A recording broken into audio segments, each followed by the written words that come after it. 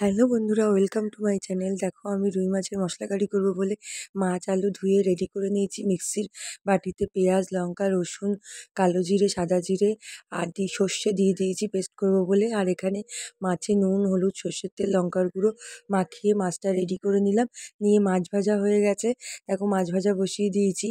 মাছ ভাজা কমপ্লিট হয়ে গেলে মাছ ভাজার তেলেই কড়াইতে দিয়ে দেবো তেজপাতা আর কালো জিরে ফোড়ন দিয়ে আলুগুলো ভালো করে ভেজে এর মধ্যে লবণ, লঙ্কার গুঁড়ো আর দিয়ে দেবো হলুদ একটু কালার আসার জন্য। তারপরে মশলা দিয়ে ভালো করে কষে নিয়ে এর মধ্যে দেবো অল্প পরিমাণ মিষ্টি আর দিয়ে ভালো করে আবার নাড়বো।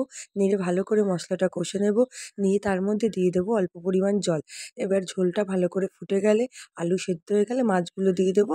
আর নামানোর আগে দেবো গরম মশলা গুঁড়ো, গোলমরিচের গুঁড়ো। আমার রেডি আজকে রুই মাছের মশলা কারি।